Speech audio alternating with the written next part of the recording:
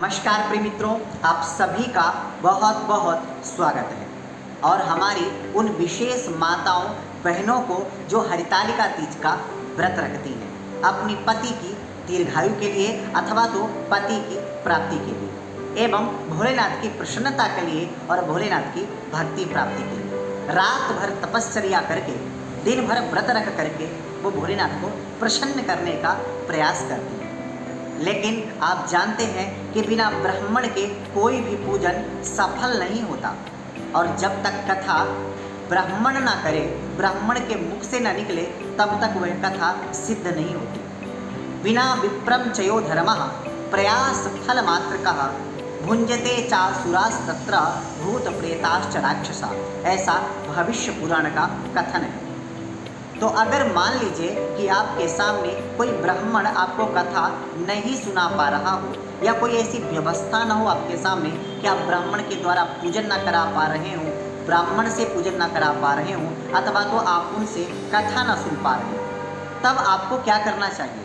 तो आज हम आपको एक ऐसा माध्यम लेकर के आए हैं जो आप स्वयं इस वीडियो के माध्यम से कथा सुन करके अपनी पूजा को सफल कर सकते हैं। तो इसके पहले हम एक चीज़ बता दें कि जो भी कथा है, जो भी पूजा है, आपके आसपास आपको ब्राह्मण के द्वारा ही कराना और सुनना चाहिए। कदाचित अगर आपके पास ब्राह्मण नहीं है तब आपको ये व्यवस्था रखनी चाहिए। इसका मतलब ये कतई नहीं है कि आपको ब्राह्मण से अब पूजा ही नहीं कराना है और ब्राह्मण से कथा ही नहीं सुनना है। कथा तो आपको ब्राह्मण से ही सुनना है जो आसपास हैं आपके। लेकिन अगर वो नहीं सुना पा रहे हैं या आप नहीं सुन पा रहे हैं, आपके पास ऐसा कोई माध्यम और साधन नहीं है, तब ये कथा आपके लिए हम सुनाने वाले हैं और आप स्वयं ही इस कथा को सुन सकते हैं। तो भोलेनाथ का पूरा पूजन करने के बाद षोडशोपचार आपको हाथ में बिल्व पत्र लेकर के भोलेनाथ का ध्यान करते हुए आपको यह कथा सुनना चाहिए। तो आशा करते हैं कि आप कथा सुनने के लिए तैयार हो चुके होंगे। बस आप एक जयकारा भोलेनाथ का लगा सकते हैं हमारे साथ। बोले शंकर भगवान की जय। ओम ध्याये नित्यं महेशं रजतगिरिनिभं चारुचन्द्रावतंसं रत्नाकल्पोज्ज्वलांगं परशुमृगवरा भीतिहस्तं प्रसन्नं पद्मासीनं समन्तास्तुतममरगणे व्याघ्रकृत्यं वशानं विश्ववाद्यं विश्वबीजं निखिलभयहरं पञ्चवक्त्रं त्रिनेत्रं कर्पूरगौरं करुणावतारं संसारसारं भुजगेन्द्रहारं सदा वसन्तं हृदयारविन्दे भवं भवानी सहितं नमामि। बोले भूत भावन भोलेनाथ की जय। श्री परम पावन भूमि कैलाश पर्वत पर विशाल वटवृक्ष के नीचे भगवान शिव पार्वती सभी गणों सहित बाघांबर पर विराजमान थे। बलवान वीरभद्र, भृंगी, श्रृंगी, नंदी आदि अपने अपने पैरों पर सदा शिव की दरबार की शोभा बढ़ा रहे थे। गंधर्वगण, किन्नर ऋषि हर भगवान की विविधा अनुष्टुप छंदों में स्तुति गान स्वर आलापों से वाद्यों में संलग्न थे। उसी स्वअवसर पर महारानी पार्वती जी ने भगवान शिव जी से दोनों हाथों को जोड़कर प्रश्न किया कि हे महेश्वर, मेरे बड़े सौभाग्य हैं जो मैंने आप सरीखे अर्धांगी पति को वर्ण किया। क्या मैं जान सकती हूँ कि मैंने वह कौन सा पुण्य अर्जन किया है? आप अंतर्यामी हैं, मुझ दासी को वर्णन करके बताने की कृपा करें। महारानी पार्वती जी की ऐसी प्रार्थना सुनने पर शिव जी बोले, वरानने, तुमने अति उत्तम पुण्य का संग्रह किया था जिससे मुझे प्राप्त किया। वह अति गुप्त व्रत है, पर तुम पर प्रकट करता हूँ। यह व्रत भाद्रपद मास के शुक्ल पक्ष की तीज को किया जाता है, जो हरितालिका व्रत के नाम से प्रसिद्ध है। जैसे तारागणों में चंद्रमा, नवग्रहों में सूर्य, वर्णों में ब्राह्मण, देवताओं में गंगा, पुराणों में महाभारत, वेदों में सोम, इंद्रियों में मन, वैसे सब व्रतों में यह व्रत श्रेष्ठ है। जो हरितालिका तीज हस्त नक्षत्र युक्त पड़े वह और भी महान पुण्यदायक होती है। ऐसा सुनकर पार्वती जी ने कहा, हे महेश्वर, मैंने कब और कैसे यह तीज का व्रत किया था, विस्तार के साथ श्रवण करने की इच्छा है। इतना सुन भगवान शंकर बोले कि हे भगवान उमा, भारतवर्ष के उत्तर में हिमालय श्रेष्ठ पर्वत है, उसके राजा का नाम हिमाचल है। वहाँ तुम भागवती रानी मैना से पैदा हुई थी। तुमने बाल्यकाल से ही मेरी आराधना करना आरंभ कर दिया था। कुछ उम्र बढ़ने पर तुमने हिमालय के दुर्गम गुफाओं में जाकर सहेली सहित मुझे पाने हेतु तप आरंभ किया। तुमने ग्रीष्म ऋतु में बाहर चट्टानों पर आसन लगा करके तप किया, वर्षा ऋतु में बाहर पानी में तप किया, हिम ऋतु में पानी में खड़े होकर के मेरे ध्यान में संलग्न रही। इस प्रकार 6 ऋतुओं में तपस्या करने पर भी जब मेरे दर्शन न मिले तब तुमने ऊर्ध्वमुख होकर केवल वायु सेवन किया, फिर वृक्षों के सूखे पत्ते खा करके इस शरीर को क्षीण किया। ऐसी तपस्या में लीन देखकर महाराज हिमाचल को अति चिंता हुई और तुम्हारे विवाह हेतु चिंता करने लगे। इसी सुअवसर पर देवर्षि नारद जी उपस्थित हुए। राजा ने अति हर्ष के साथ नारद जी का पूजन किया और उपस्थित होने का कारण जानने के इच्छुक हुए। नारद जी ने कहा, राजन, मुझे भगवान विष्णु ने भेजा है। मैं चाहता हूँ कि आपकी सुंदरी कन्या को योग्य वर प्राप्त हो, इसलिए वैकुंठ निवासी शेषशायी भगवान ने आपकी कन्या का वर्ण स्वीकार कर लिया है। क्या आपको भी स्वीकार है? राजा हिमाचल ने कहा, महाराज, मेरा सौभाग्य है जो मेरी कन्या को विष्णु भगवान ने स्वयं ही स्वीकार किया है और मैं अवश्य ही उन्हें अपनी कन्या उमा का कन्यादान करूंगा। यह सुनिश्चित हो जाने पर नारद जी ने वैकुंठ पहुंच करके श्री विष्णु भगवान से पार्वती जी के विवाह का पूर्ण होना सुनाया। इधर महाराज हिमाचल ने वन में पहुंच करके पार्वती जी को भगवान विष्णु के विवाह होने का निश्चय सुनाया। ऐसा सुनते ही पार्वती जी को महान दुख हुआ। उस दुख से तुम विह्वल होकर के अपनी सखी के पास पहुंच करके विलाप करने लगी।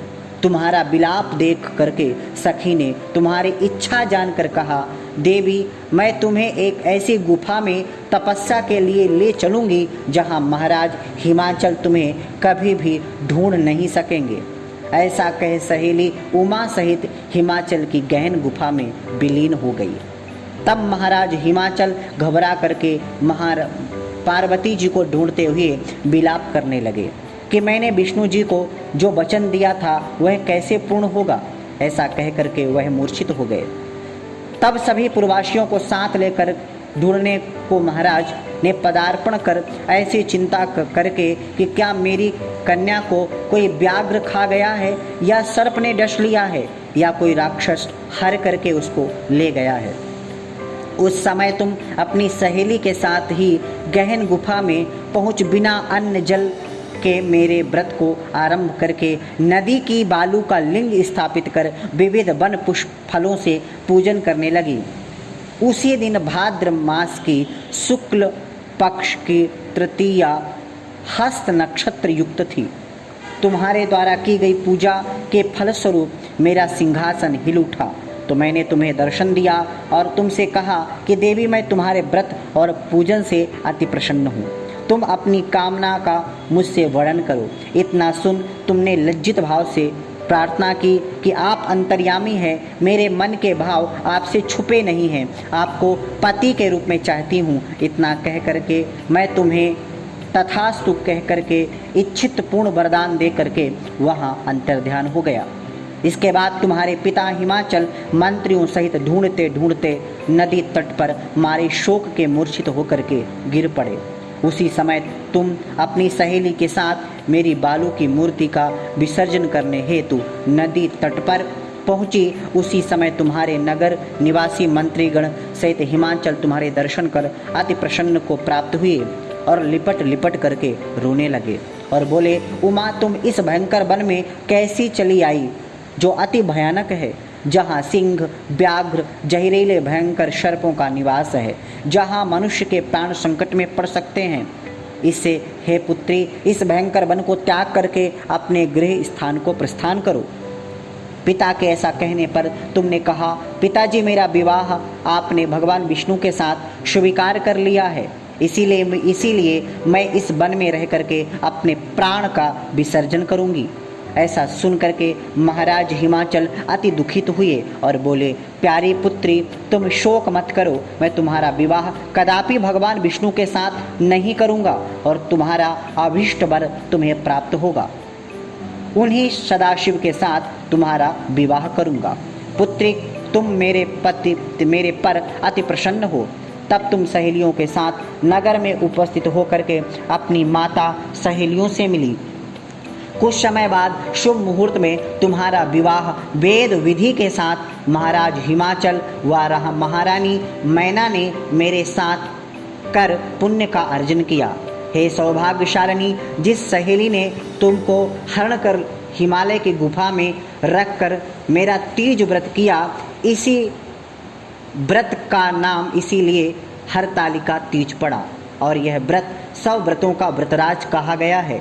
इस पर माता पार्वती ने कहा, प्रभु अपने मेरे मिलने की सुखद कथा सुना करके मुझे प्रसन्न किया, पर इस व्रत को करने का विधान व फल मुझे नहीं सुनाया, इसलिए कृपा करके मुझे इसके करने की विधि व पृथक पृथक इसका फल भी सुनाइए। इतना सुनने के बाद भगवान शिव ने कहा, हे प्रिय, मैं इस व्रतराज का संविधान फल सुना रहा हूँ। यह व्रत सौभाग्यवती नारी व पति चाहने वाली कन्याओं को करना चाहिए।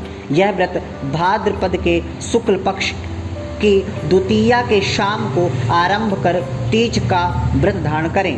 यह व्रत निराहार, बिना फल आहार और निर्जल रह करके करना चाहिए। भगवान शिव पार्वती की प्रतिमा स्वर्ण की स्थापित करके, केले, पुष्प आदि के खंभे स्थापित करके, रेशमी वस्त्र का चंदोबा तान करके बंधनवार लगा शिव का बालू का शिवलिंग स्थापित करके पूजन, वैदिक मंत्र, स्तुति, गान, वाद्य, भेरी, शंख, मृदंग, झांझर आदि से रात्रि जागरण करना चाहिए और भगवान शिव का पूजन करने के बाद फल, फूल, पकवान, लड्डू, मेवा, मिष्ठान, तरह तरह के भोग की सामग्री समर्पण कर फिर ब्राह्मण को द्रव्य, अन्न, वस्त्र, पात्र आदि का दान कर श्रद्धायुक्त देना चाहिए। भगवान शिव को प्रति वस्तु को सिद्ध पंचाक्षरी मंत्र से ओम नमः शिवाय कह करके ही समर्पित करना चाहिए। प्रार्थना करते समय अपनी कामना, इच्छा को भगवान के सामने प्रेषित करना चाहिए। प्रार्थना के बाद पुष्पों को दोनों हाथों में लेकर के पुष्पांजलि अर्पण करें। फिर चतुर्थी को शिवलिंग को किसी नदी या तालाब में विसर्जन करें। फिर 3 ब्राह्मणों को भोजन करा के दक्षिणा दें। इस प्रकार यह व्रत पूर्ण करने से नारी सौभाग्यवती होती है और धन व पुत्र पौत्रों से सुखी जीवन व्यतीत करती है। कन्याओं को व्रत करने से कुलीन, विद्वान, धनवान एवं श्रेष्ठ वर की प्राप्ति होती है और सौभाग्य प्राप्त होता है। हे देवी, जो सौभाग्यवती नारी इस व्रत को नहीं धारण करती, वह बार बार वैधव्य व पुत्र शोक को प्राप्त होती है। जो नारी तृतीया के दिन व्रत रख करके चोरी से अन्न खाती है, वह शुक्री का जन्म पाती है। जो फल खाती है वह बंदरिया की योनि प्राप्त करती है। जो जल पीती है वह जोंक का जन्म लेती है। जो दूध पीती है वह सर्पणी होकर के जन्म ग्रहण करती है। जो नारी मांस खाती है वह बाघनी होती है। जो दही खाती है वह बिल्ली का जन्म पाती है। जो मिठाई खाती है वह चींटी का जन्म धारण करती है। जो सब चीज़ें खाती है वह मक्खी हो जाती है। जो उस दिन सोती है वह अजगरी योनि को प्राप्त करती है। हे उमा, जो इस व्रत को श्रद्धा विधि विधान से धारण करते हैं वह मुझसा पति प्राप्त करती हैं। वह दूसरे जन्म में तुम्हारे समान स्वरूपवान होकर के इस संसार में उत्तम उत्तम सुख भोग को प्राप्त करती हैं। इस व्रत के करने के बाद नारियां शिवलोक बासी हो जाती हैं। इस प्रकार से यह कथा यहीं समाप्त होती है। बोले शंकर भगवान की जय। और अब आप जो भी आपने बिल्वपत्र या पुष्प हाथ में ले रखा था उसको भोलेनाथ के ऊपर समर्पण कर दीजिए और फिर सभी लोग सम्मिलित होकर के भोलेनाथ की आरती आप कर सकते हैं।